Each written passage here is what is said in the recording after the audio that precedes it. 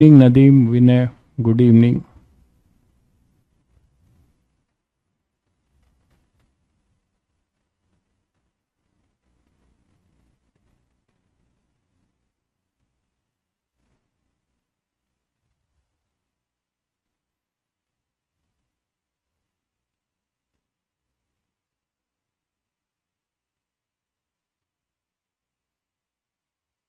अंकित, अनीश, ऋषि, सभी बच्चों को गुड इवनिंग।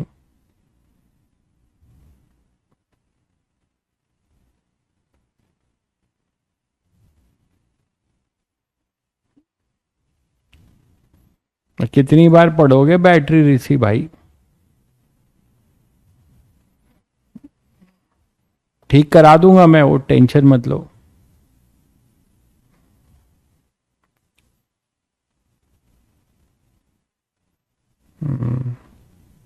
आज समझ सकता हूँ, कुछ बच्चों के लिए बहुत हैक्टिक रहा होगा।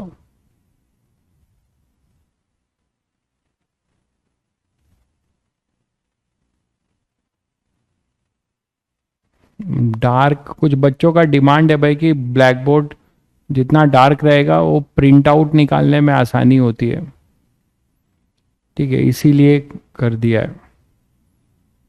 कुछ बच्चों का मतलब ये डिमांड रहता है कि वो प्रिंट आउट लेना चाहते हैं, तो डार्क रहेगा तो प्रॉपर प्रिंट आउट आता है, ऐसा वो कहते हैं। इसीलिए कर दिया है। क्लियर है बच्चों? बाकी आपको दिखाई देगा, नहीं दिखाई देगा तो आप बताइएगा। चलिए फिर स्टार्ट करते हैं अपना new chapter, ray optics. Wave optics तो खत्म हो चुका है, रे ऑप्टिक्स याद है। मैंने आप लोगों को ऑप्टिक्स, जब वेव ऑप्टिक्स पढ़ा रहा था तभी मैंने आपसे कहा था कि दोनों में डिफरेंस क्या है। दोनों में डिफरेंस यही है कि वेव जो कैरेक्टर है लाइट की, उसको हम दो पार्ट में डिस्कस करते हैं।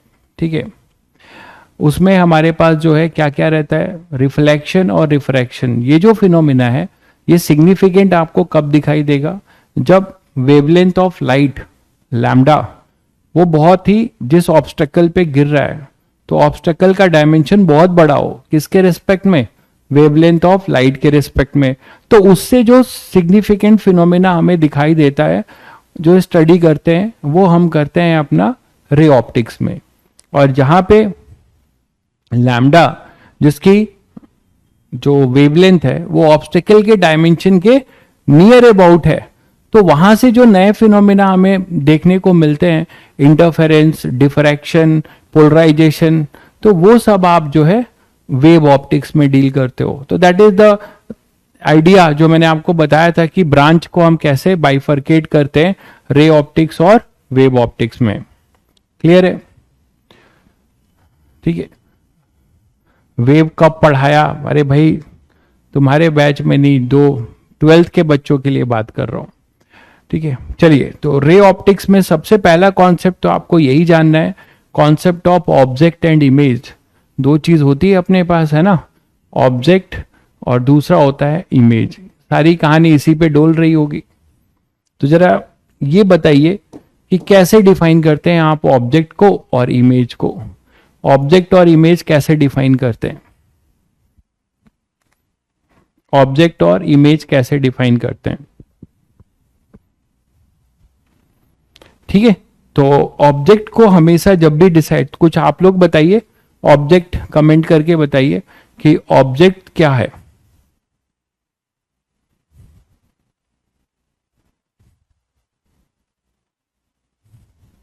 Source of light is object, ठीक बात है। कैसे डिफाइन करते हैं आप object? Point of incident, incident ray intersect object. अच्छा,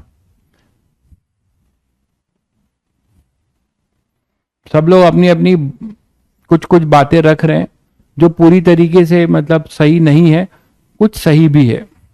मीटिंग ऑफ इंसिडेंट रे जैसे एक बच्चा बता रहा है, मतलब जनरलाइज नहीं बता पा रहे हैं। एक भाई लिखता है कि anything that has mass and occupy space. चलो मैं बताता हूं। कभी भी ऑप्टिक्स में, रे ऑप्टिक्स में ऑब्जेक्ट को डिफाइन करना है तो एक ही बात का ध्यान रहे कि object always define in terms of incident रे, ऑलवेज डिफाइन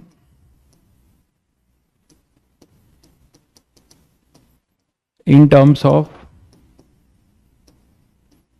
इंसिडेंट रे। जब भी आपको ऑब्जेक्ट को डिफाइन करना पड़ेगा तो वो हमेशा डिफाइन होता है इंसिडेंट रे के टर्म्स में, ठीक है। और ये जो डिफाइन होगा अपना इमेज, ये डिफाइन होगा रिफ्लेक्टेड या रिफ्रैक्टेड। अगर आप रिफ्रैक्शन पढ़ रहे होंगे, है ना, इमेज जो है दोनों से बनेगी, रिफ्लेक्शन से भी बनेगी और रिफ्रैक्शन से भी बनेगी। तो आइदर इमेज जो बन रही है वो रिफ्लेक्शन से बनेगी या रिफ्रैक्शन से बनेगी। यही दो फिनोमेना हम रे ऑप्टिक्स में पढ़ेंगे। तो रिफ्लेक्शन या रिफ्रैक्शन से बन रही है, इसका मतलब जो इमेज के लिए हमेशा ध्यान रखिएगा, always define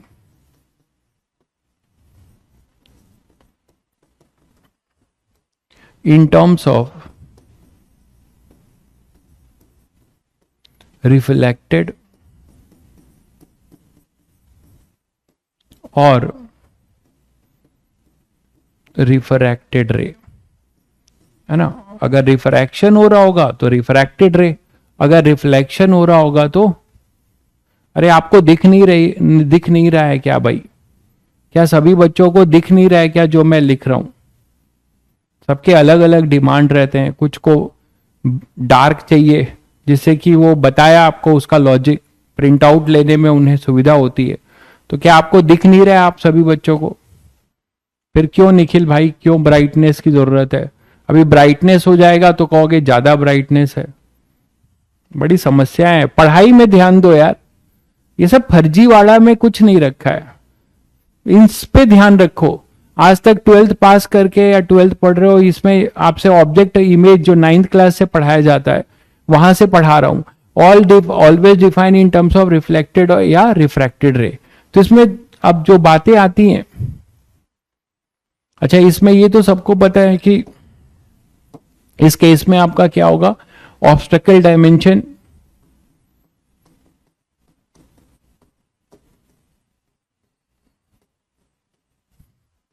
is very large as compared to, ये बता चुका हूं, compare to wavelength of light. Optics में, रे ऑप्टिक्स में ये होता है कि हम जो भी जहां पे लाइट इंसिडेंट कर रही होगी या रिफ्रैक्ट कर रही होगी वो बहुत बड़ा होगा उसका dimension in comparison to lambda. तो वहां से जो हमें फिनोमेना मिलेगा वो रिफ्लेक्शन या रिफ्रैक्शन, वो हम पढ़ेंगे। अगर ये कॉम्पेरेबल होते हैं तो हम वेव ऑप्टिक्स में चले जाते हैं। तो जब वेव ऑप्टिक्स जब पढ़ेंगे तो उसमें देखेंगे। तो obstacle dimension is very large as compare to wavelength of light, ठीक है। चलिए, अब इसमें बहुत सारे कंफ्यूजिंग टर्म आते हैं जो बच्चे समझ नहीं पाते कि ऑब्जेक्ट रियल भी हो सकता है, वर्चुअल भी हो सकता है। तो रियल ऑब्जेक्ट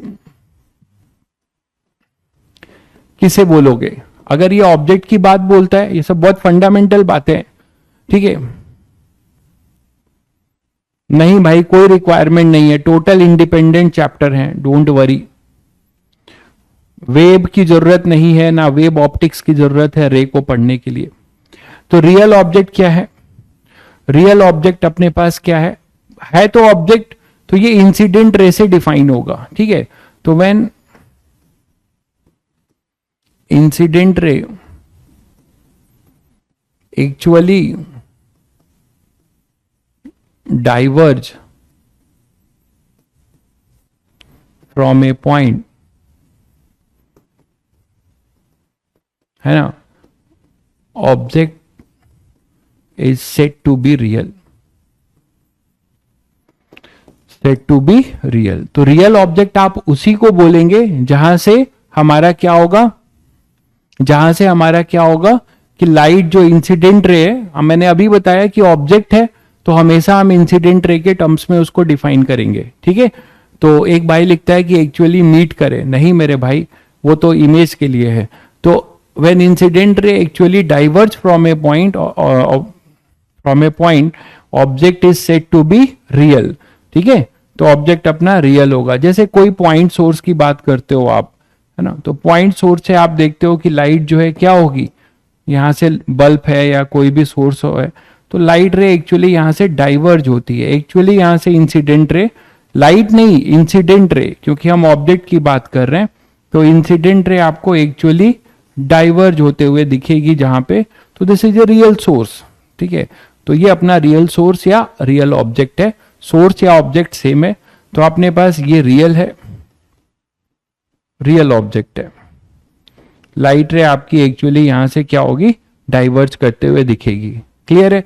अब वर्चुअल किसे बोलोगे, वर्चुअल ऑब्जेक्ट किसे बोलोगे, तो वर्चुअल ऑब्जेक्ट है, ऑब्जेक्ट की बात हो रही है तो हमेशा हम इंसिडेंट रे के टर्म्स में ही डिफाइन करेंगे।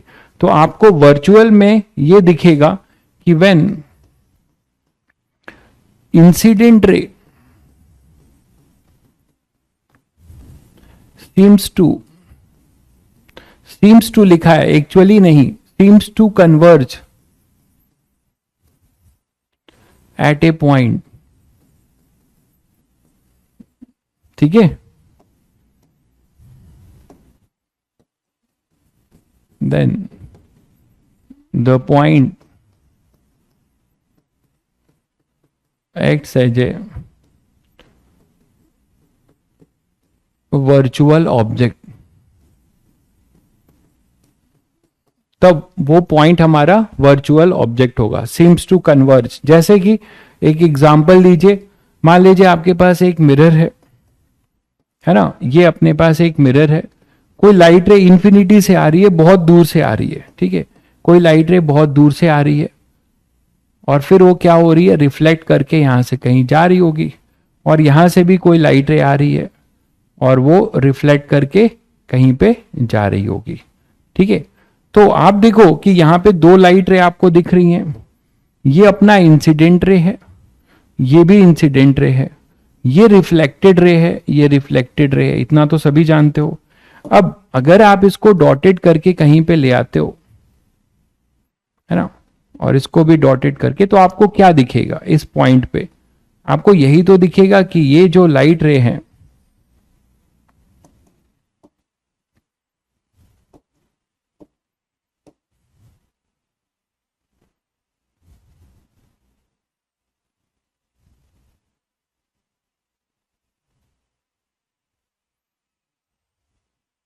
तो ये आपको दिखेगा कि ये जो पॉइंट है O, this is your virtual object, है ना। आपको यही दिखेगा कि जो इंसिडेंट रे है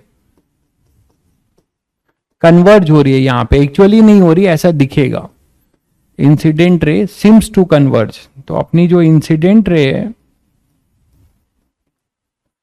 ये सिम्स टू कन्वर्ज है ना। तो सिम्स टू कन्वर्ज होगा तो मतलब इस तरीके से लाइट रे यहां सिम्स टू कन्वर्ज होगा, तो ये अपनी क्या कहलाएगी, this is your virtual object. तो this object is your virtual object.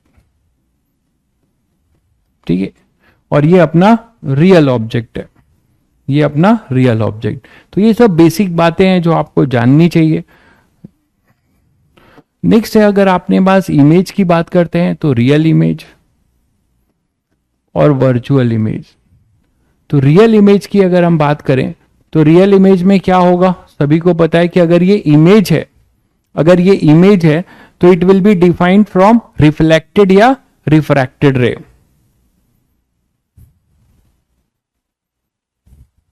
ठीक है, तो यहां पे अपने पास क्या हो जाएगा, रियल इमेज जो होगा वो आप बोल सकते हो कि अगर इमेज है तो define with respect to reflected या रिफ्रैक्टेड रे। तो व्हेन रिफ्लेक्टेड और रिफ्रैक्टेड कोई भी फिनोमिना हो सकता है, तो refracted ray actually meet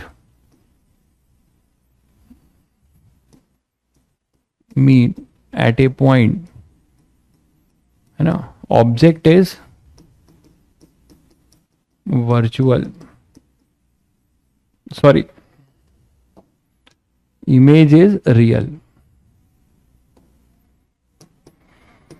then form real image. तो वो रियल इमेज का फॉर्मेशन करेंगे। तो रियल इमेज के लिए हमेशा एक ही कंडीशन है,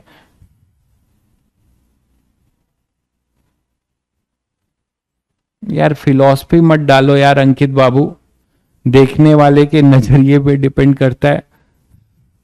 ठीक है, फिलॉसफी मत डालिए, साइंस की भाषा में बता दे रहा हूं, फिर आप फिलॉसफी बनाते रहिएगा। व्हेन रिफ्लेक्टेड और refracted ray actually meet at a point then form real image. ठीक है, जैसे कि मान लो अपने पास अभी आपने देखा ये देखो, जैसे यही तो है, ये जो इमेज है अपना, यहाँ पे रिफ्लेक्टेड रे, ये अपनी रिफ्लेक्टेड रे है, क्या फॉर्मेशन करेगी, एक्चुअली मीट कर रहे हैं, है ना। तो यही चीज यहाँ पे मैं बना दे रहा हूं फिर से। तो रिफ्लेक्टेड रे में क्या होगा, या जब हम रिफ्रैक्शन फिनोमेना पढ़ेंगे तो आपको वहां भी दिखेगा कि लाइट रे जो है एक्चुअली यहाँ पे जब मीट करेंगी तो they form a real image, है ना। तो यहां पे जो इमेज मिलेगा ये रियल होगा, क्योंकि ये रिफ्लेक्टेड रे एक्चुअली मीट कर रही हैं।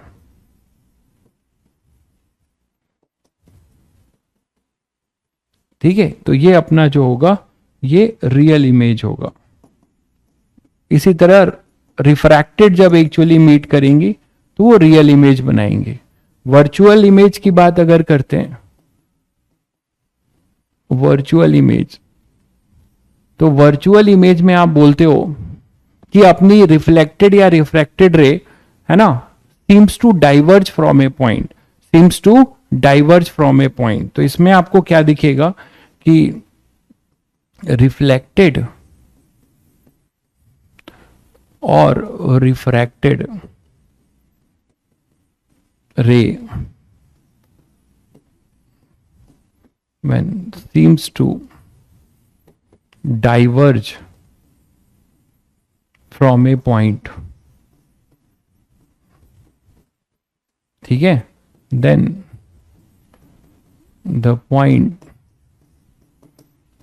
is virtual image। तो वो वर्चुअल इमेज का पॉइंट होगा, जैसे मान लो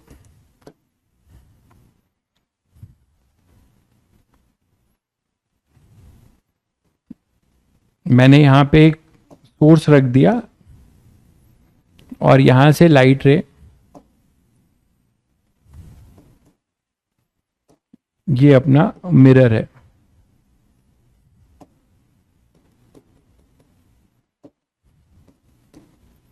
तो यहां पे मान लो आपने रियल ऑब्जेक्ट रखा है, तो यहां से लाइट रे निकलेगी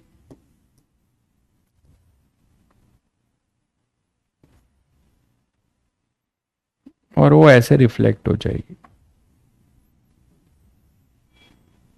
तो ये जो रिफ्लेक्टेड रे है ये एक्चुअली मीट नहीं कर रही है इस पॉइंट पे। देखिए इसको अगर आप एक्सटेंड करते हो, है ना, यहां पे, तो ये एक्चुअली मीट नहीं कर रही है। जब आप यहां से देखोगे तो आपको लगेगा कि यहां से ये रिफ्लेक्टेड रे आ रही हैं, आपको ऐसा लगेगा कि ये रिफ्लेक्टेड रे यहां से आ रही हैं, और ये जो इमेज फॉर्मेशन होगा, ये जो इमेज है दैट इज आवर वर्चुअल, ये वर्चुअल होगा। ये क्लियर है सभी को? ये सभी को क्लियर है कि अगर आप यहां से देखोगे तो ये रिफ्लेक्टेड, यही तो है रिफ्लेक्टेड रे, है ना। तो रिफ्लेक्टेड रे आपको कैसे दिखाई देगी कि यहां से डाइवर्ज करते हुए दिखाई देगी। रिफ्लेक्टेड रे, है ना, सीम्स टू डाइवर्ज, तो दैट इमेज इज आवर, क्या हो जाएगा, अरे भैया क्लास सभी के लिए है भाई, आपके ऐप पे इंफॉर्मेशन है, क्यों नहीं करेंगे। तो यहां पे अपने रिफ्लेक्टेड रे है, ये वर्चुअल है, ठीक है, तो ये अपने पास हो जाएगा वर्चुअल। तो ये बेसिक जो टर्मोलॉजी है ये मैंने आपको डिस्कस कर दिया। नेक्स्ट बात करते हैं रिफ्लेक्शन में। तो सभी बच्चों को पता है कि लॉ ऑफ रिफ्लेक्शन जो आप क्लास 8 से शायद पढ़ते आए हो, उसमें कोई चेंज नहीं है, क्योंकि इस चैप्टर में बहुत सारी चीजें आपको जानी पहचानी है जो कई बार आपने अपनी आंखों से देखा है। 10th में देखा है, 8 में देखा है, उसके बाद से आपका जो है अब 12th में देखा है, 12th वाले अभी देखेंगे, है ना। तो लॉ ऑफ रिफ्लेक्शन, ठीक है, तो इसमें देखते हैं, लेकिन मैं सब कुछ बता रहा हूं ये मान के कि आपको कुछ नहीं आता। तो लॉ ऑफ रिफ्लेक्शन में आप सभी को पता है दो ही पॉइंट होते हैं क्या? पहला पॉइंट आप यही बताते हो कि angle of incident ray, normal and reflected ray lie on the same plane, है ना?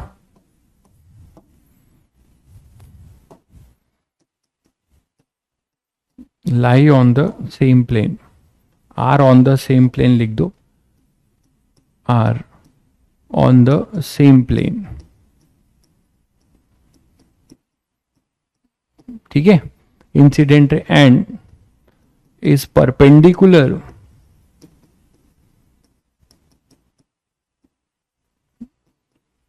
To the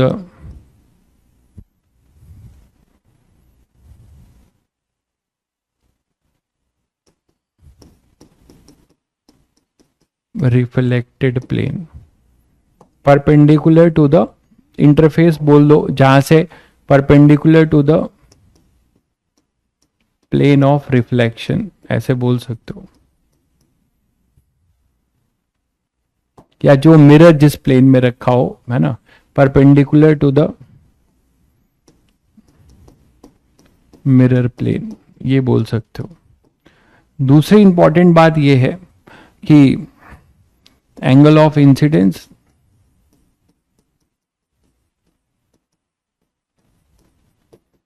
is equal to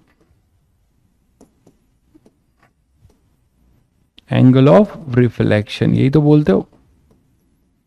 angle of incidence is equal to angle of reflection, angle I is equal to angle R, angle I and R from the normal, normal से लेते हो। तो ये दो point होता है जो आप पढ़ते आए हो, है ना? बिल्कुल ऐसा ही है, ठीक है? तो अब यहां से ये देखिए कि अपने पास मान लो कोई एक प्लेन बनाते हैं जिसमें रिफ्लेक्शन होने वाला है, ये अपने पास है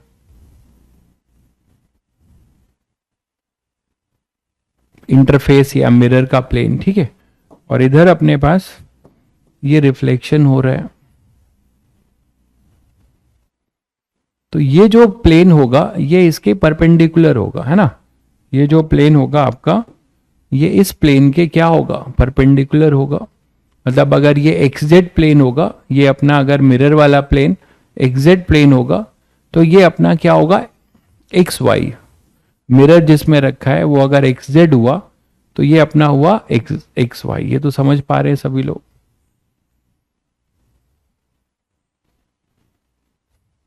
तो ये जो प्लेन है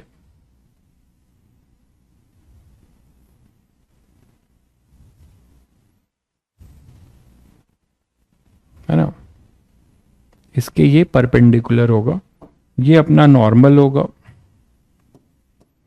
जो इस प्लेन के परपेंडिकुलर होगा ये नॉर्मल होगा। तो ये अपना नॉर्मल है, इसके तरफ का यूनिट वेक्टर एन कैप बोल रहे हैं, ठीक है? और ये अपना इंसिडेंट रे, ये रिफ्लेक्टेड, ये होगा आई और ये आर। सबको पता है आई इक्वल टू आर होगा, है ना? और ये टेंजेंट है, ये रिफ्लेक्टेड, यहां से रिफ्लेक्शन हो रहा है। ये अपने पास हो जाएगा, ये प्लेन होगा एक्सजेड, ये एक्सजेड प्लेन है। तो ये तीनों लाइन इंसिडेंट, रिफ्लेक्टेड और नॉर्मल, ये किस में होंगे? एक्स वाई में, है ना? ये किस में होंगे? एक्स वाई प्लेन में, ये एक्स वाई प्लेन में होंगे।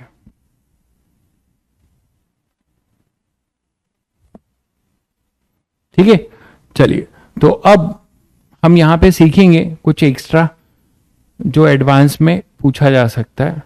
वो ये कि हम इसका वेक्टर फॉर्म निकालते हैं, ठीक है? रिफ्लेक्टेड का वेक्टर फॉर्म, कोई लाइट अगर आ रही है इंसिडेंट होके, जनरल, ये तो जरूरी नहीं है कि एक्स वाई जेड प्लेन हो, कोई भी प्लेन हो सकता है। तो अब मैं इस प्लेन को गायब कर रहा हूं, ये प्लेन कोई भी हो सकता था, है ना? आप पर्टिकुलर नहीं बोलेंगे, ये कोई भी प्लेन हो सकता है। तो ये जो भी प्लेन है, ठीक है, इसमें मैं बोल रहा हूं ये टेंजेंशियल डायरेक्शन है, ये एग्जैक्ट प्लेन नहीं है, पर्टिकुलर नहीं है, कोई जनरल है। तो यहां पे हम बोल रहे हैं कि ये जो प्लेन है ना, इस तरफ ये है, तो ये टेंजेंशियल डायरेक्शन में एक यूनिट वेक्टर टी कैप मान रहा हूं।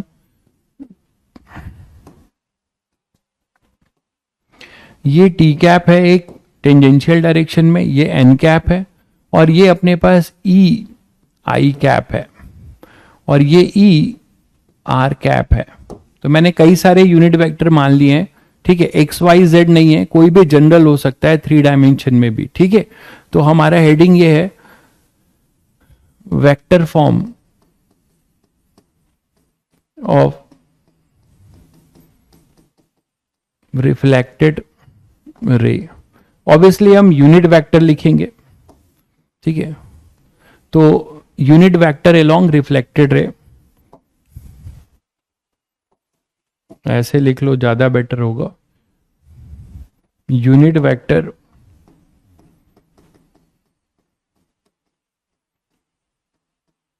अलोंग, कोऑर्डिनेट्स तो हमेशा चेंज हो रहे होंगे ना, ये तो बताया था कि रे क्या है, ये स्ट्रेट लाइन तो कभी नहीं होती, ये स्ट्रेट लाइन कभी नहीं होती। आप सभी को पता है कि ये वेव है, ईएम वेव है। तो हम क्या करते हैं, ये इलेक्ट्रिक फील्ड और मैग्नेटिक फील्ड जो है आपस में परपेंडिकुलरली ऑसिलेट करते हैं, और ये प्रोपागेशन है। तो प्रोपागेशन की डायरेक्शन में एक स्ट्रेट लाइन दिखा देते हैं, इसी को रे बोलते हैं। प्रोपागेशन की डायरेक्शन में हम एक स्ट्रेट लाइन दिखा देते हैं, इसी को हम रे बोलते हैं। क्लियर है? तो नहीं तो ये तो वेव है ना। तो यहां पे अपने पास unit vector along reflected ray में क्या क्या हमने असाइन किया है, मैं यहां मेंशन भी कर दे रहा हूं। ई आई कैप है यूनिट वेक्टर अलोंग इंसिडेंट रे। आप लोग 3D में, मैथ्स में 3D पढ़ते हो, इस टाइप के क्वेश्चंस बहुत करते होगे। क्या बात है भाई, बहुत बढ़िया। एक भाई ने फट से रिजल्ट भी लिख दिया, ये होना चाहिए। मान गए भाई, Devagya. Unit vector along incident ray e आई कैप, और ये अपने पास है ई आर कैप, ये अपने पास है यूनिट वेक्टर अलोंग रिफ्लेक्टेड रे, और ये एन कैप है। इसी तरह से अगर सारे रिजल्ट्स आपको याद है और बेसिक एप्लीकेशन याद है तो जेई मेंस आपसे छूटेगा नहीं। यूनिट वेक्टर अलोंग नॉर्मल, और टी कैप हम बोल रहे हैं unit vector along tangential direction, है ना, मतलब मिरर के लॉन्ग, मतलब मिरर के long, unit vector along tangential direction, along tangential direction. ठीक है, क्लियर है? तो आप सभी यूनिट वेक्टर को आप लिख सकते हैं, बिल्कुल सभी यूनिट वेक्टर को। यूनिट वेक्टर हैं तो सबका मॉड सेम है, तो कंपोनेंट लेंगे अगर आप, इसको आप थीटा बोल लीजिए, यहां पे आपको पता है कि ये सेम होंगे, तो angle of incidence, angle of reflection को थीटा ले लिया है, तो इसका कंपोनेंट लेंगे तो इस वाले का 1 है ना, तो क्या होगा, ई को e I cos theta, E I sine theta, ई आई का मॉड 1 है, तो हम यहां पे ई आई कैप क्या लिख सकते हैं बताओ, ई आई कैप क्या लिख सकते हैं, यहां पे लिख सकते हैं, ये है ना ऐसा, तो ये थीटा होगा, तो ये भी थीटा होगा, तो इधर क्या आएगा कॉस, और इधर क्या आएगा साइन, समझ गए? और ये 1 है, यूनिट वेक्टर 1 है, तो इधर आएगा 1 कॉस थीटा, इधर आएगा 1 साइन थीटा, समझ गए होगे? तो ऐसे ही कंपोनेंट ले रहे हैं, तो क्या आ जाएगा अपने पास, साइन थीटा आई कैप। साइन थीटा किस डायरेक्शन में, देखिएगा एक्स वाई नहीं लिखेंगे, एक्स वाई नहीं लिखेंगे, इसको बहुत जनरल कर रहा हूं मैं। ये कंपोनेंट टेंजेंशियल डायरेक्शन में इंसिडेंट का, और ये कंपोनेंट नॉर्मल, मैं बना ही देता हूं। ये जो अपना कंपोनेंट है इसका, ये कंपोनेंट इधर है, और ये कंपोनेंट आपका इधर है, एक टेंजेंशियल में है और एक अपना नॉर्मल की डायरेक्शन में है, दिख रहा है सभी को? और इसके लिए बनाओगे तो ऐसा आएगा एक कंपोनेंट, और ये कंपोनेंट ऐसा जाएगा, ठीक है? तो आप जो कंपोनेंट यहां पे लिखोगे, अब तो कर सकते हो, इसकी वैल्यू 1 है, 1, तो आप यहां पे क्या लिखोगे, ये थीटा है तो ये भी थीटा होगा, तो इधर कॉस इधर साइन 1 का, तो sine theta tangential T cap minus cos theta N cap. इसी तरीके से ई आर कैप क्या लिखोगे, ई आर कैप अपना लिखोगे, ये अगर थीटा है तुम्हारे पास तो ये भी अपने पास थीटा होगा और ये भी थीटा होगा, क्लियर है, ये अपने पास थीटा हो जाएगा, तो 1 का इधर कॉस और इधर ये साइन, तो साइन थीटा टी कैप और ये प्लस हो जाएगा कॉस थीटा एन कैप। ठीक है, अब आप देखो ध्यान से कि अगर इसको आप सब्ट्रैक्ट करते हो, हमें क्या करना है, इन तीनों में रिलेशन निकालना है, ई आर एन कैप और ई आई कैप में रिलेशन निकालना है। तो हम क्या कर रहे हैं, इसको मान लो सब्ट्रैक्ट करते हो, तो अगर सब्ट्रैक्ट करोगे e I cap minus e are cap, ठीक है, तो वो अपने पास क्या हो जाएगा, देखो वो अपने पास हो जाएगा -2 कॉस थीटा एन कैप, ये वाला कंपोनेंट कैंसिल हो जाएगा, तो आप यहां से कॉस थीटा की वैल्यू लिख सकते हो, और कॉस थीटा अपने पास क्या आ जाएगा, माइनस, मतलब ये एक रिजल्ट आप यूज करेंगे, एक इन दोनों का अगर डॉट की बात करो, इन दोनों में अगर डॉट की बात करो तो इनके बीच का एंगल क्या है, ये जो वेक्टर आप देख रहे हो ये वेक्टर ई आई कैप है और ये एन कैप है, ठीक है ना, ई आई कैप और एन कैप, और इनके बीच का जो एंगल है वो थीटा है, तो वेक्टर का एंगल तो सबको पता है, ये एंगल कितना हो जाएगा, pi minus theta, this is your E I cap, और ये हो जाएगा एन कैप। तो इनका अगर डॉट प्रोडक्ट की बात करते हो, है ना, इनके अगर डॉट प्रोडक्ट की बात करते हो,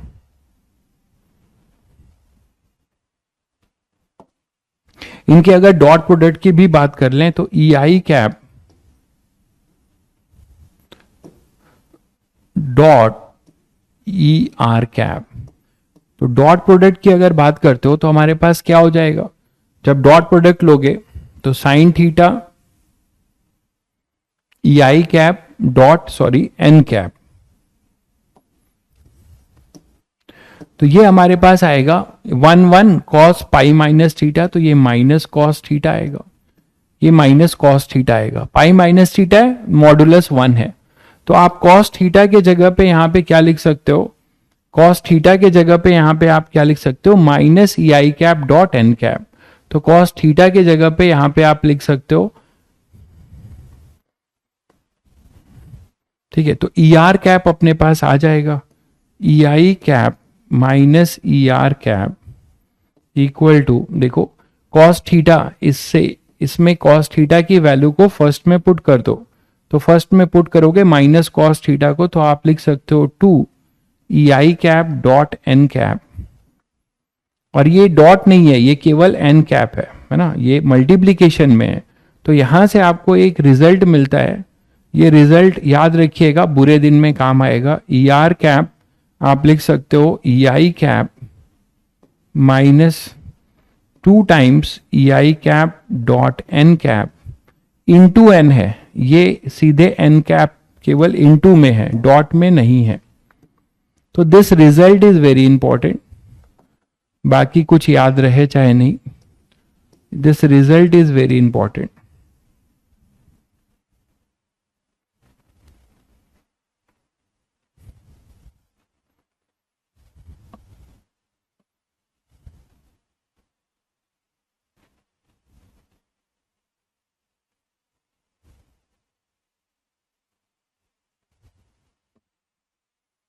ठीक है,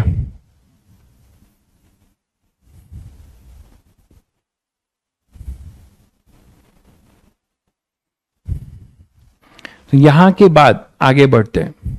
अब मान लो क्वेश्चन आया आपके पास कुछ ऐसा इसी में कि if unit vector long incident ray कुछ ले ले और आपको नॉर्मल दिया है 3D, जरूरी नहीं है कि 2 डायमेंशनल हो और 1 डायमेंशनल, वो तो आप डायरेक्ट कर लोगे, है ना, 2 डायमेंशनल या 1 डायमेंशनल तो आप डायरेक्ट कर लोगे। अगर आपसे कुछ ऐसा पूछ लिया जाए जो 3 डायमेंशनल हो,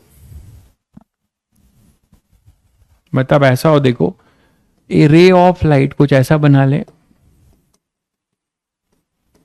incident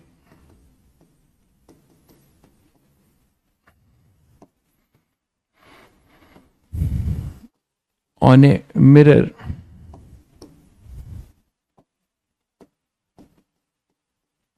along the unit vector, unit vector ही दिया जाएगा, along the unit vector a I cap plus b j cap minus c k cap, ठीक है। एंड नॉर्मल जो है, नॉर्मल आपका किसी पर्टिकुलर एक्सिस के लॉन्ग नहीं है, ठीक है। बैक पेज चाहिए, लो देख लो भाई बैक पेज, जल्दी देखिए, जल्दी देखिए, हो गया।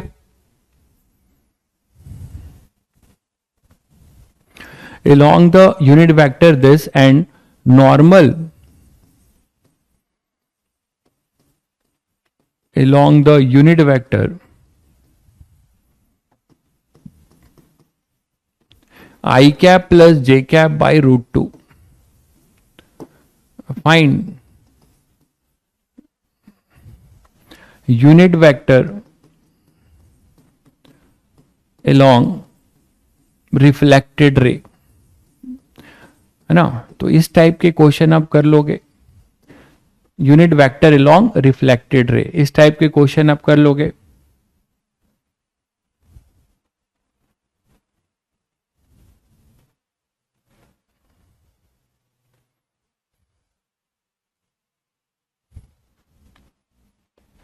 जल्दी से इसका आंसर दीजिएगा, जल्दी से इसका आंसर सभी बच्चे दे सकते हैं। फॉर्मूला आपको अब पता है तो आप आसानी से इसका आंसर दे सकते हैं। एलोंग यूनिट वेक्टर नहीं है ये, तो आपको मिरर एलोंग द वेक्टर है, ये यूनिट वेक्टर नहीं है, इसको वेक्टर करिएगा। ये यूनिट वेक्टर नहीं है, ये वेक्टर दिया हुआ है, दिख ही रहा होगा, ये वेक्टर है, यूनिट वेक्टर नहीं है, वेक्टर दिया हुआ है, दिख ही रहा है आपको, तो वेक्टर दिया है। तो ध्यान से देख लीजिएगा ये वेक्टर है कि यूनिट वेक्टर। तो इंसिडेंट रे के अलोंग को ये एक वेक्टर दिया है। सबसे पहले आपको जो है इसको लिखने का टाइम दिया करें, लिख लो लिख लो। फॉर्मूला नहीं लिखा है भाई ने, लो फॉर्मूला भी लिख दे रहे हैं, ठीक है। फॉर्मूला एक बार ध्यान से देखो, याद हो जाएगा। E are cap is equal to E I cap minus 2 times E I cap dot N cap into N cap. I think यही था, दिस इज योर फॉर्मूला। कर लोगे सब लोग। सबसे पहले आपको इंसिडेंट रे को ई आई कैप को यूनिट वेक्टर में बनाने का है, वो होगा a i cap plus b j cap minus c k cap upon under root a square plus b square plus c square. ये आपने बना लिया। एन कैप ऑलरेडी आपको दिया है, बस फॉर्मूले में आपको पुट कर देना है। तो ई आर कैप अब आपको मिल जाएगा, वो हो जाएगा ई आई कैप मतलब a i cap plus b j cap minus c k cap under root a square plus b square plus c square, है ना, माइनस 2 और ये पूरा a i cap plus b j cap minus c k cap.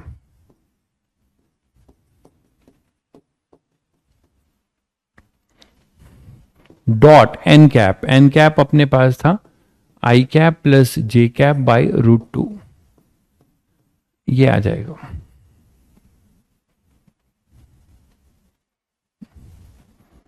नहीं, गलत आया है भाई देवज्ञा, आपका आंसर गलत आया है। ई आर कैप कैलकुलेशन में कुछ मिस्टेक किया होगा आपने, देख लीजिए। अब यहां से जब डॉट लोगे तो सभी बच्चों को पता है कि क्या होगा। ये रूट 2 यहां पे अपने पास क्या आएगा, एक रूट 2 आएगा और आई का आई के साथ डॉट होगा। बोलो जे कैप तो यहां पे, के कैप तो 0 है तो वो तो 0 होगा। यहां से जो निकल के आएगा वो केवल अपने पास आएगा क्या, आई कैप। तो यहां पे अपने पास हो जाएगा ए अपॉन 10 पूरा √2 के साथ, चेक करो।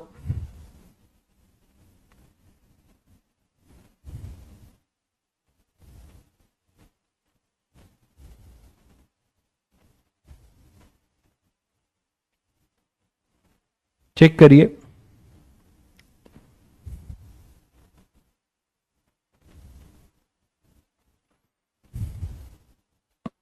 हाँ, एन कैप से भी मल्टीप्लाई नहीं किया है, बिल्कुल सही कह रहे हैं। अभी एन कैप से मल्टीप्लाई भी करना है, i cap plus j cap by √2 भी होगा।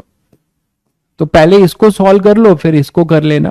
तो जब करोगे तो देखो √2 तो गायब हो गया, यहीं से ओरली सॉल्व हो रहा है। √2 तो गायब हो गया। अब ये आई डॉट आई से 1 हो जाएगा, यहां ए का टर्म आएगा, वो आई के साथ आ जाएगा, और यहां पे एक आई है। बोलो क्लियर है ना? तो आपके पास ये माइनस में आ जाएगा। और बी के साथ करोगे तो बी के साथ भी वही होगा, √2 गायब हो जाएगा, और ये माइनस बी, और सी वाला टर्म यहां पर है ही नहीं, तो यहां पे सी वाला टर्म नहीं है, तो ये सी टर्म एज इट इज बच जाएगा। तो सभी के साथ अपना माइनस आएगा, तब minus a i cap plus b j cap plus c k cap. I think check करो, यही आएगा, ओरली ही हो रहा है ये, √a² plus b² plus c²। एक बार चेक करो, ई आर कैप यही आएगा। I think E R cap आपका यही आएगा, है ना? इसको डॉट लेके इसके साथ मल्टीप्लाई करोगे, फिर इसके साथ सॉल्व करोगे, तो यही चीज मिलेगी आपको। चलिए नेक्स्ट बात करते हैं, रिफ्लेक्शन को हम दो में पढ़ेंगे, रिफ्लेक्शन को प्लेन मिरर और कर्व मिरर। तो अभी हम पढ़ेंगे reflection from plane mirror, reflection from plane mirror. तो प्लेन मिरर से रिफ्लेक्शन में पहला कॉन्सेप्ट लेते हैं एंगल ऑफ डेविएशन का। Angle of deviation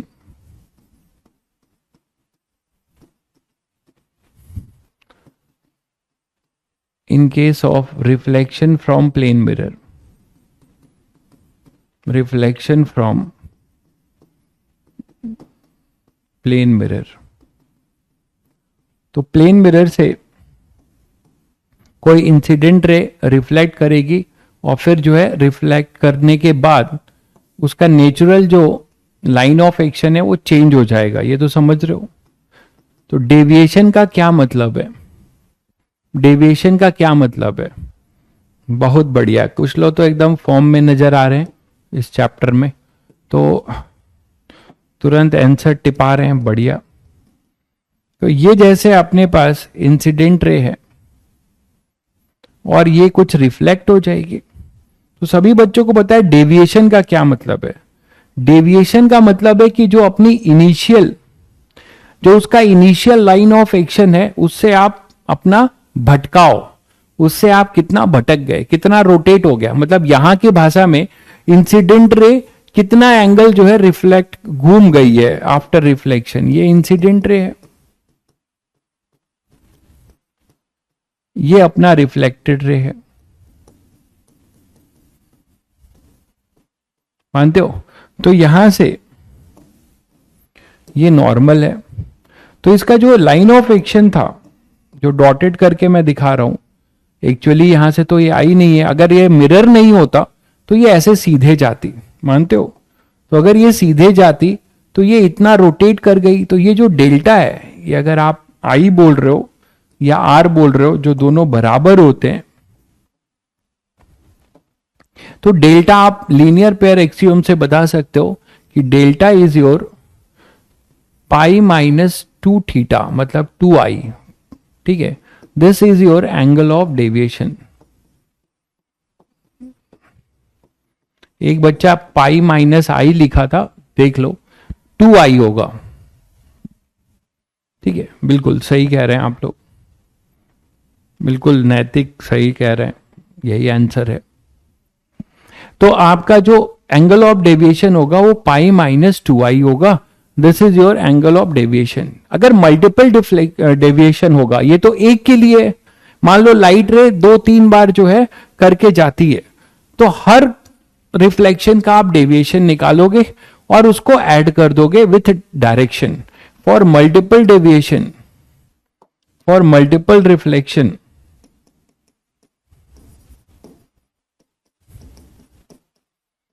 for multiple reflection delta net is equal to summation delta I, I is equal to 1 to n। ठीक है, इसमें आपको यह ध्यान रखना है कि if deviation in anti clockwise, है ना, तो इसको आपको पॉजिटिव लेना है। इफ डेविएशन, एक कन्वेंशन लेके चलेंगे इन क्लॉकवाइज, तो आप इसको नेगेटिव लेंगे। जब आप ऐड कर रहे होंगे तो साइन के साथ ऐड करेंगे, तो जब आप ऐड कर रहे होंगे तो साइन के साथ करेंगे। क्लियर है? तो एंटी क्लॉकवाइज के लिए पॉजिटिव लेंगे, क्लॉकवाइज के लिए नेगेटिव। अगर इसी को आप क्लॉकवाइज के लिए लिखना चाह रहे हो तो आप बिल्कुल क्लॉकवाइज के लिए भी लिख सकते हैं। क्लॉकवाइज के लिए कोई लिखना चाहेगा, इसका मतलब ये हुआ कि ये रे ऐसे आई और ये ऐसे चली गई। इसको आप अगर आप रोटेट करोगे तो पूरा रोटेशन अपने पास क्या हो जाएगा बताइए? पूरा रोटेशन यहां से रोटेट करोगे ना, तो यहां से जब रोटेट करोगे ये इस तरीके से इधर रोटेट होगा पूरा, तो आप वहां से भी 2i बता सकते हो, वहां से अपना 2i हो जाएगा ना। क्लॉकवाइज में पाई प्लस 2i हो जाएगा। ठीक है, ये अपना पूरा पाई है, हाँ बिल्कुल सही कह रहे हैं।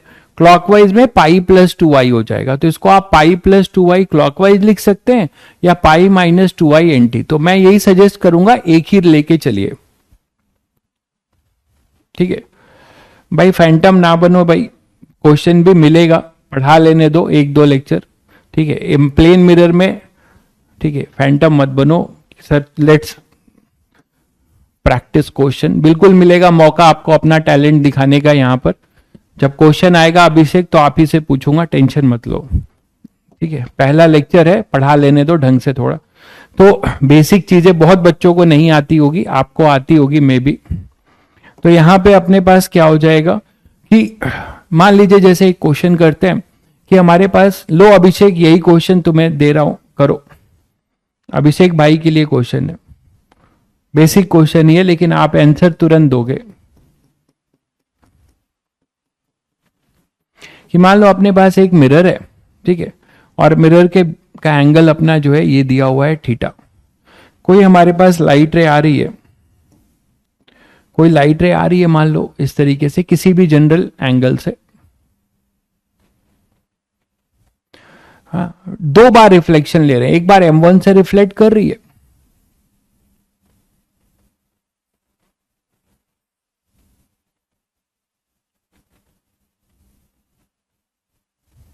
और फिर एक बार M2 से रिफ्लेक्ट करिए, 2 ही रिफ्लेक्शन है। तो after 2 reflection, successive reflection, we have to find the angle of deviation.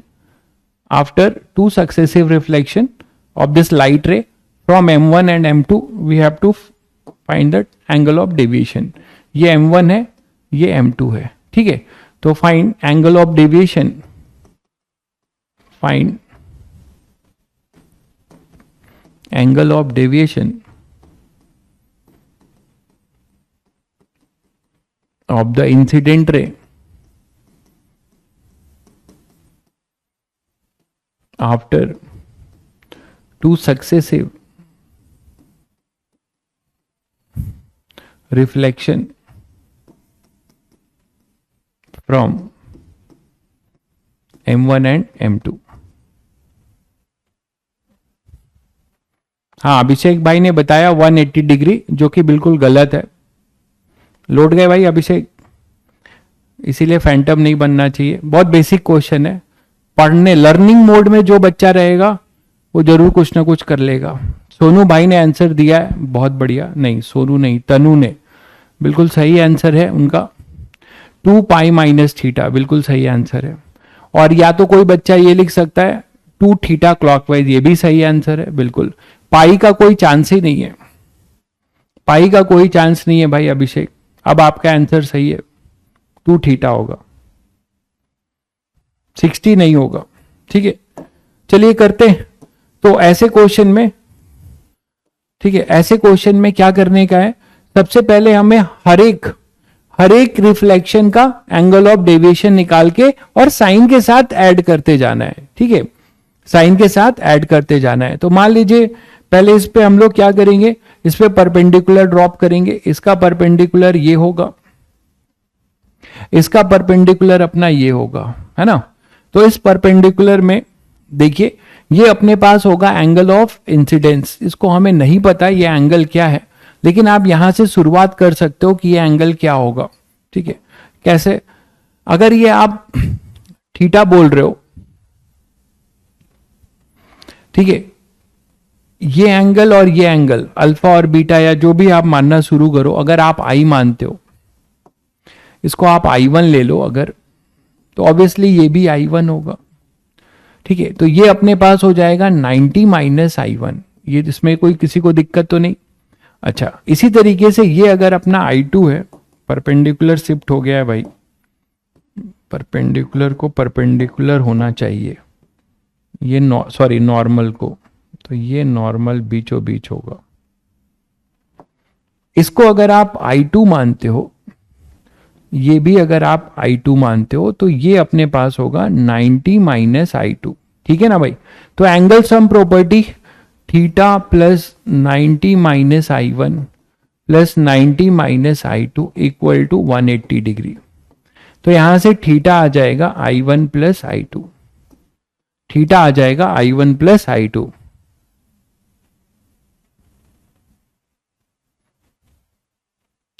Cos theta E dot N कैसे हुआ, इसमें आपको दिक्कत है। आपको दो यूनिट वेक्टर का डॉट प्रोडक्ट लेना आता है कि नहीं, आई थिंक आता होगा।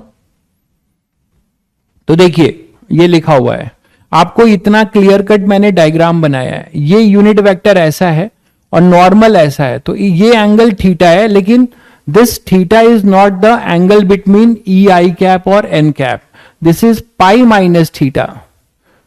ठीक है, ठीक है, ये पाई माइनस थीटा इसका एंगल है। तो पाई माइनस थीटा है, तो आप क्या लिखोगे, ए डॉट बी। आप यही तो देखो, ऐसे टैलेंटेड डाउट आ रहे हैं, ऐसे टैलेंटेड डाउट आ रहे हैं, ऐसे प्राणी भी मौजूद है, बहुत टैलेंटेड।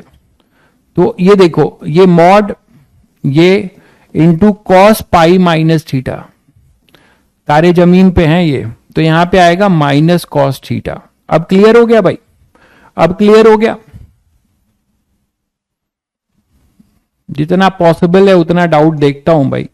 ठीक है, जो डाउट नहीं दिख स्क्रॉल होके आगे बढ़ जाता है तो मैं उसको कहां से लाऊंगा। ठीक है,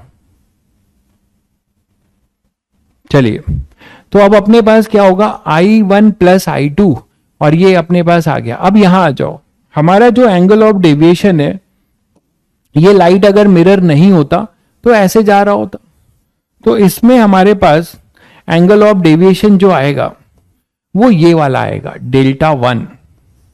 ये delta 1 is our angle of deviation. इसी तरीके से यहां पर अगर ये लाइट मिरर नहीं होता तो ये सीधा निकल जाता, तो इसका जो एंगल ऑफ डेविएशन होगा ये होगा डेल्टा 2, ये होगा डेल्टा 2। तो डेल्टा 1 एंड डेल्टा 2, ठीक है, this are our angle of deviation. तो हम डेल्टा 1 और डेल्टा 2 निकाल सकते हैं, बिल्कुल निकाल सकते हैं। डेल्टा 1 क्या लिख सकते हो आप, पाई माइनस 2I1।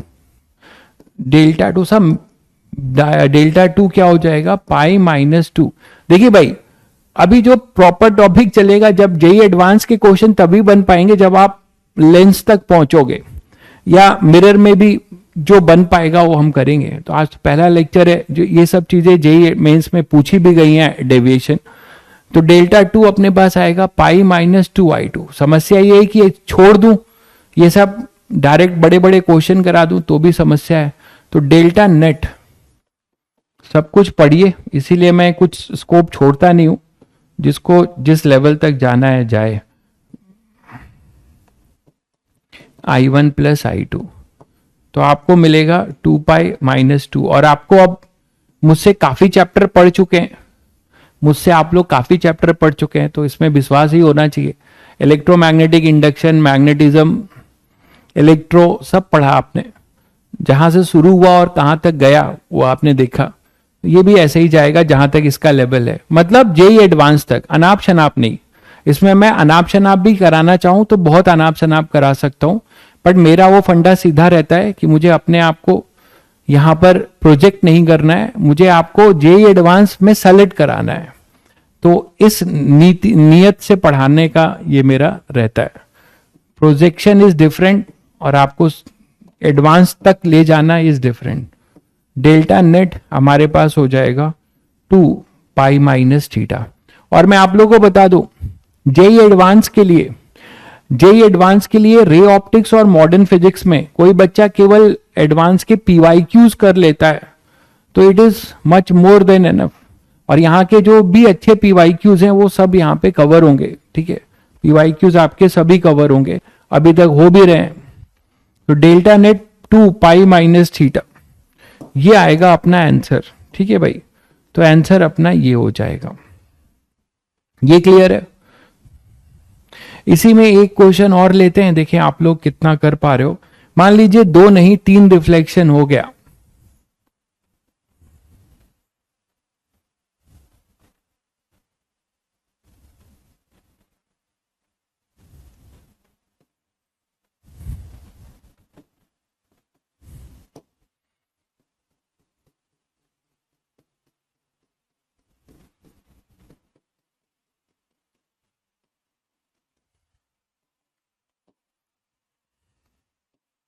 लाइट रे आपकी आई,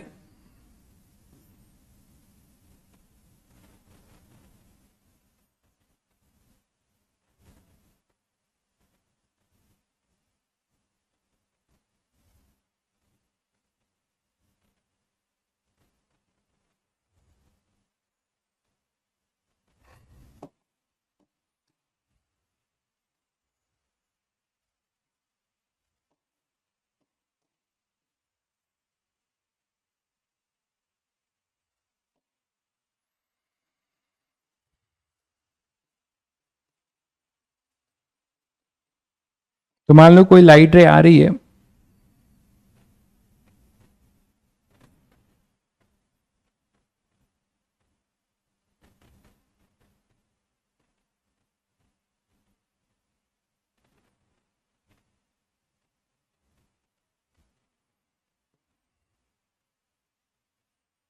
डायग्राम छोटा बन रहा है।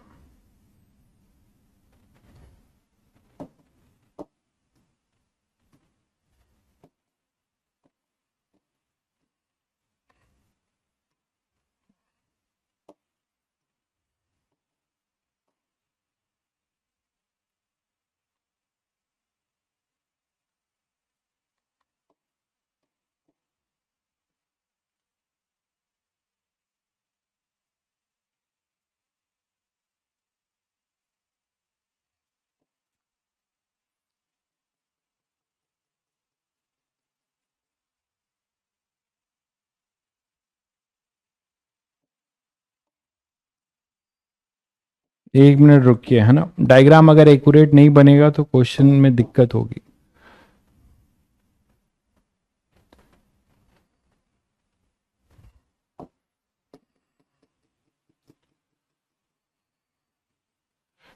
तो मान लीजिए लाइट रे अगर आ रही है कोई इस तरीके से,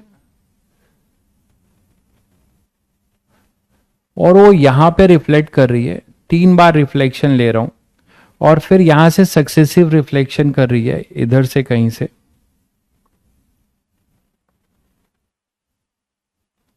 और फिर वो कुछ ऐसे चली जा रही है। तो ये है कहानी, ठीक है, कि लाइट रे इंसिडेंट हुई, M1 से रिफ्लेक्ट हुई, फिर M2 से रिफ्लेक्शन लिया उसने, और फिर M1 से रिफ्लेक्शन लेके चली गई, ठीक है। ये एंगल आपको दिया जा रहा है, ये एंगल आपको दिया जा रहा है इसके नॉर्मल से ही, इसका नॉर्मल जो है ये है, और ये एंगल आपको दिया जा रहा है 50 डिग्री, ये भी 50 डिग्री है, ठीक है, और ये 30 ले लीजिए, ठीक है। तो हमें अब टोटल एंगल ऑफ डेविएशन बताना है, fine. total angle of deviation after 3 successive reflection. 3 successive reflection.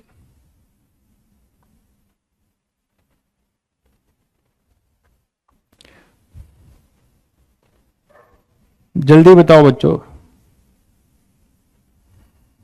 3 है तो 3 है तो तीनों के लिए आप कर लो, कोई बड़ी चीज नहीं है, थोड़ी बहुत ज्योमेट्री लगेगी और कुछ नहीं है।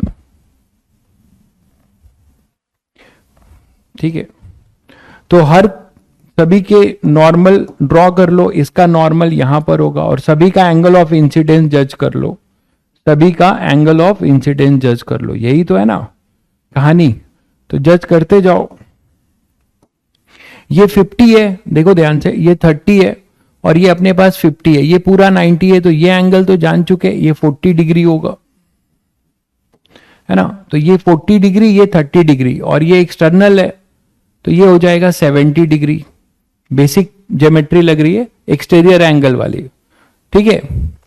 तो ये 40 और 30 70, तो अब ये 90 है तो ये हो जाएगा 20, तो ये भी हो जाएगा 20,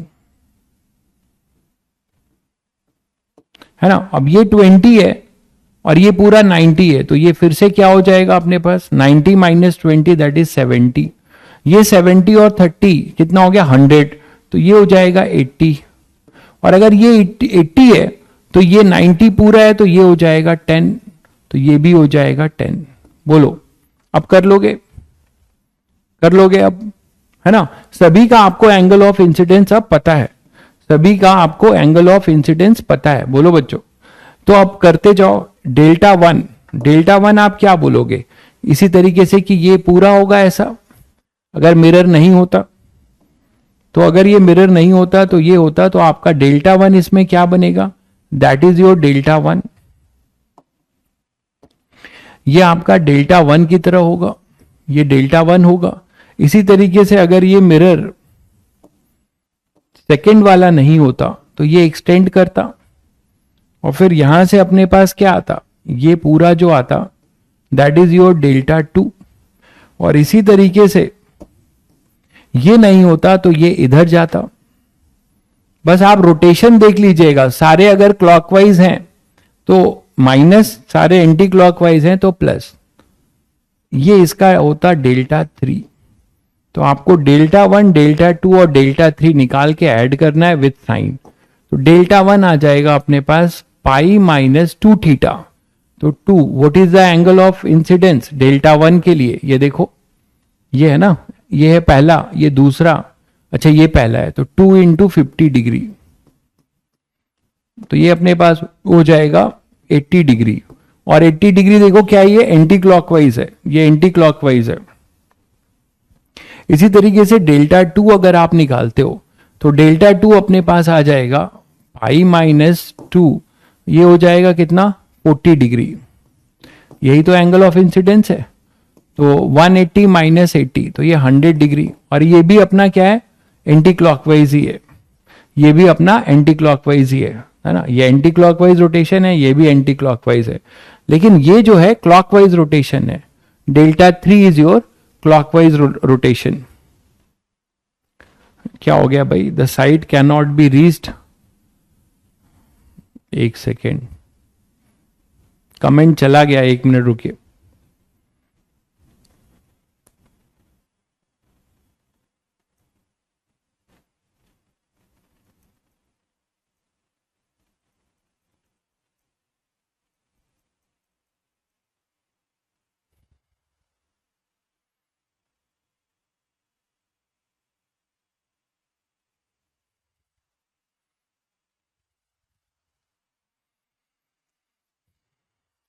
वेट करिए ना, फोन करना पड़ेगा, कमेंट चला गया है।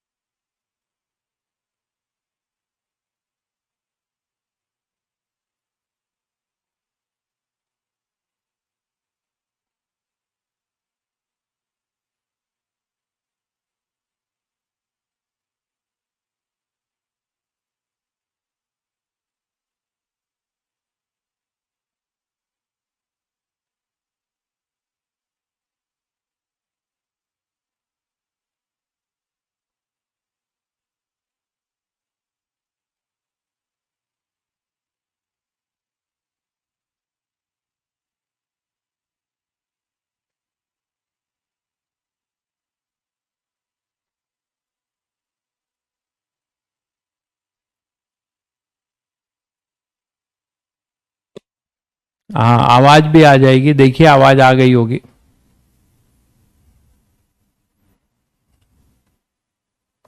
ठीक है, चलिए फिर। तो अब यहां से आप डेल्टा टू निकाल लीजिए और ये आपका एंटी क्लॉकवाइज ही होगा, सॉरी, डेल्टा टू भी क्लॉकवाइज है, ये एंटी क्लॉकवाइज है, तो डेल्टा टू अपना क्लॉकवाइज है, तो डेल्टा टू अपना क्लॉकवाइज है, और डेल्टा थ्री जो है वो अपना क्या है, वो भी क्लॉकवाइज है, वो होगा पाई माइनस टू इंटू 10, तो ये आएगा 20, तो ये अपने पास 180 माइनस 20 दैट इज 160, और this is also clockwise, this is also clockwise. ठीक है, तो दो चीजें हैं।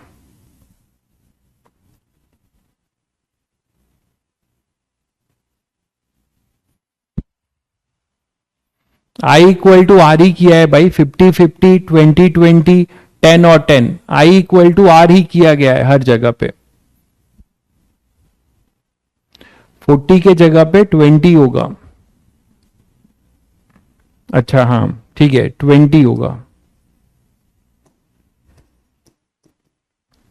तो ये 180 माइनस 40, ये हो जाएगा 140, और ये हो जाएगा क्लॉकवाइज, ये हो जाएगा अपने पास क्लॉकवाइज। तो डेल्टा नेट जो आएगा, देखिए क्लॉकवाइज को मैं नेगेटिव लूंगा और एंटी को पॉजिटिव, आप उल्टा भी कर सकते हैं, आप उल्टा भी कर सकते हैं भाई, फॉर्मूला कुछ ऐसे याद नहीं होता, आपको प्रैक्टिस क्वेश्चंस करने से फॉर्मूले याद होते हैं, ये आपको बैठ के केवल सिंपली फॉर्मूला याद करेंगे तो फॉर्मूला याद नहीं होगा, आपको उसके ऊपर क्वेश्चंस करने पड़ेंगे तब फॉर्मूला याद होगा। Delta one, delta two, delta three, delta one अपना है 80 पॉजिटिव लिया, डेल्टा टू अपना माइनस ले रहा हूं मैं, और इसको भी माइनस ले रहा हूं, शायद समझ गए सब लोग। तो ये 220 आ जाएगा क्या, 80 माइनस ये हो जाएगा 200 और ये 300, तो ये आएगा माइनस 220, और क्लॉकवाइज मतलब मैंने ये जो नेट डेविएशन है वो माइनस है, मतलब आप बोलेंगे 220 क्लॉकवाइज, और इसका एक आंसर और भी हो सकता है, उसका आंसर और क्या हो सकता है, 2 पाई माइनस 220 एंटी क्लॉकवाइज, दोनों में से कोई भी आंसर आप दे सकते हैं, that is 360 minus 220 anti clockwise वाला भी ऑप्शन आपको मिल सकता है, दैट इज 0.4, तो 140 एंटी क्लॉकवाइज है ना, 140 एंटी क्लॉकवाइज या 220 clockwise, both are the right answer. ठीक है, तो देख लेना, कभी कभी मल्टी करेक्ट में या फिर वो दिया होगा 160 आएगा क्या,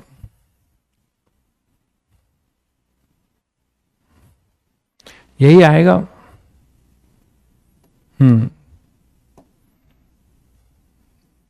सही तो था भाई, सही तो आ रहा है, 140 ही आ रहा है। हाँ भाई, वेव ऑप्टिक्स खत्म हो गया है 12th में, ड्रॉपर में वेव ऑप्टिक्स खत्म नहीं हुआ है, ड्रॉपर को अलग से पढ़ाया जाएगा। चलिए आगे बढ़ते हैं। तो इसका बेसिक एप्लीकेशन क्या है, और देखिए बेसिक एप्लीकेशन ये है कि if mirror is rotated by theta, then image will rotate by 2 theta, provide keeping incident ray fixed, keeping incident ray fix. तो ये जो मैं स्टेटमेंट लिख रहा हूं, ये एज ए आपको रूल याद भी रखना है, कई जगह पे डायरेक्ट चिपकाएंगे कि if mirror is rotated by angle theta then image will rotate by 2 theta keeping incident ray fix. इसमें कंडीशन क्या है कि इंसिडेंट रे अपना फिक्स होना चाहिए। क्या बात है, सभी लोगों को टिप पे रटा है ये सब। ठीक है, तो इसको आप बहुत फंडामेंटली प्रूव कर सकते हैं, बहुत फंडामेंटली आप प्रूव कर सकते हैं bye angle of deviation method. तो आप एंगल ऑफ डेविएशन का हेल्प लेके इसको बहुत आसानी से प्रूव भी कर सकते हैं। देखिएगा कैसे, मान लीजिए एक लाइट रे आ रही है,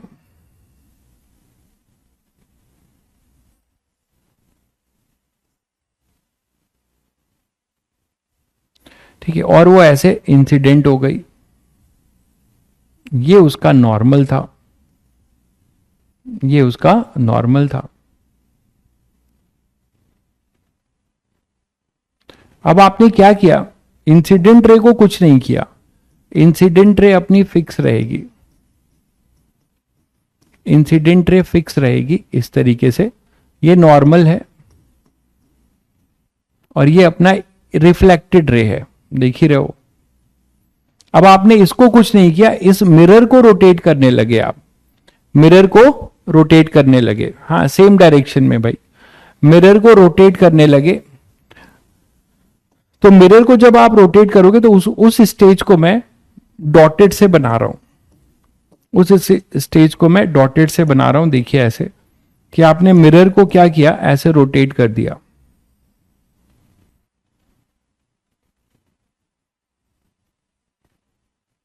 मिरर को कुछ आपने रोटेट कर दिया,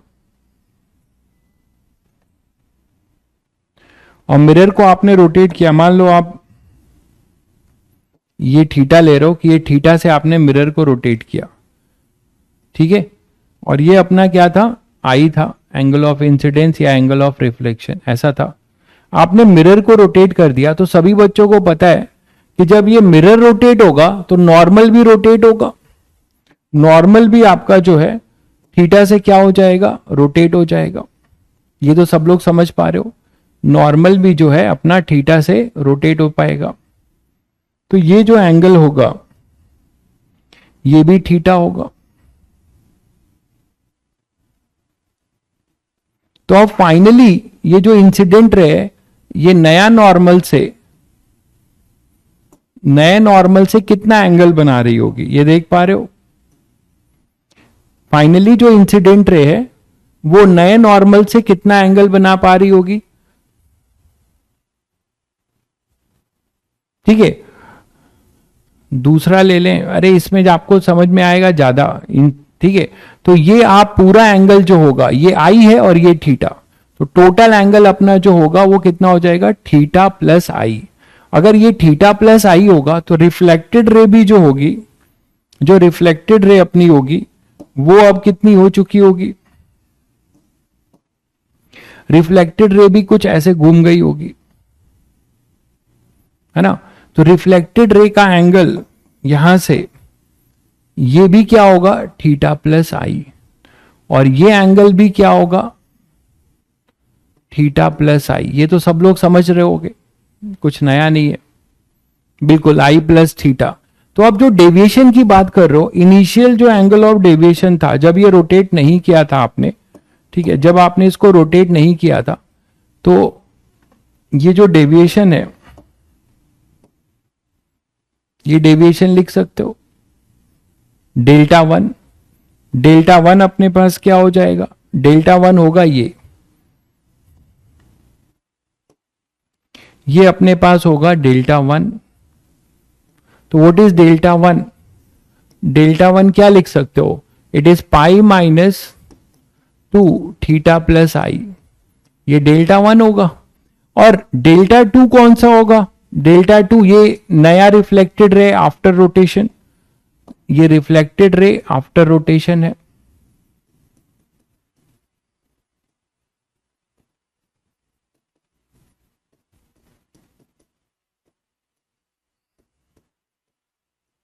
आफ्टर रोटेशन ऑफ मिरर, ठीक है। तो ये आप क्या बोल सकते हो, ये अपने पास डेल्टा टू होगा।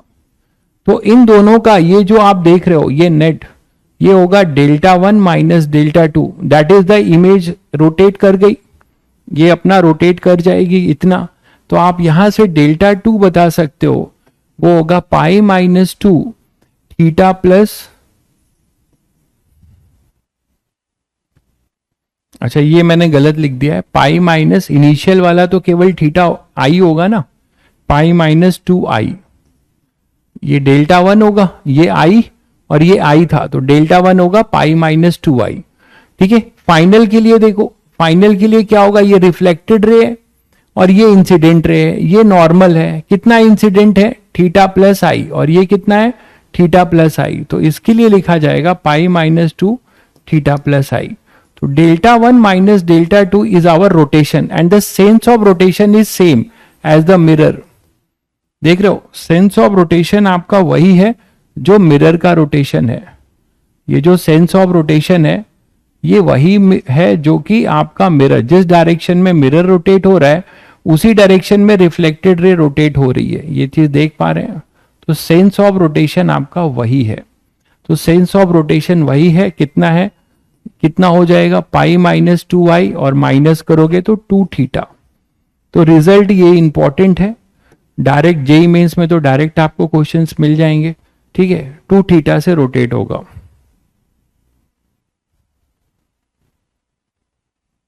इमेज कहीं से लिखा नहीं है भाई, अभी अभी समझाया आपको कि इमेज पहले यहां कहीं बन रहा होगा भाई, इमेज यहां पे कहीं बन रहा होगा, वो इमेज अब यहां बनने लगेगा। भाई इमेज के लिए रिस्पॉन्सिबल कौन है, इमेज के लिए रिस्पॉन्सिबल है अपना रिफ्लेक्टेड रे। तो जितना रिफ्लेक्टेड रे घूम जाएगी उतना ही अपना इमेज भी घूम जाएगा, उतना ही अपना इमेज भी घूम जाएगा। ये क्लियर है बच्चों? तो ये आपको एज ए रिजल्ट भी याद रखना है कि when our mirror will rotated by theta then our image will rotate by 2 theta keeping incident ray fix, ठीक है। अब अगर मान लो मिरर को फिक्स करते हो और केवल इंसिडेंट रे को रोटेट करा रहे हो, केवल इंसिडेंट रे को रोटेट करा रहे हो, तो ये तो आसान है आपके लिए। If mirror is fix and incident ray rotating.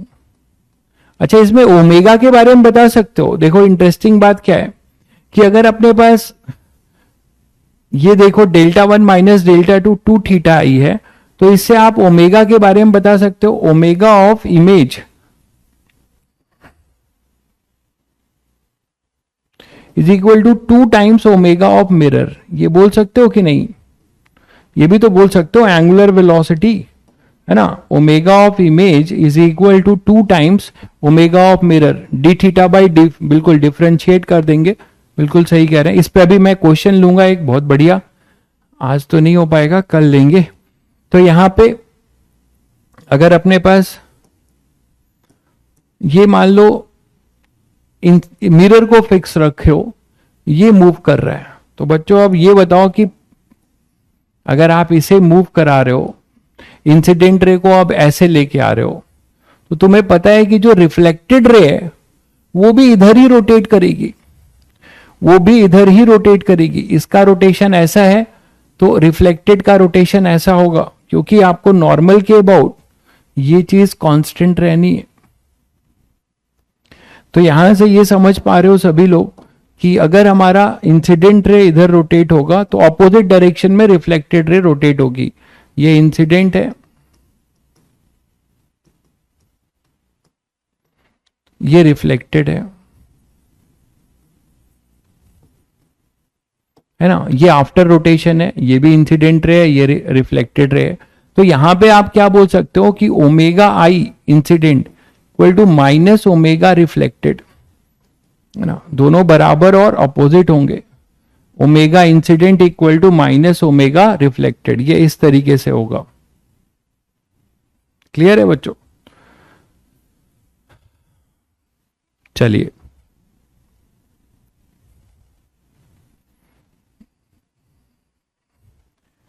तो नेक्स्ट टॉपिक है फील्ड ऑफ व्यू का।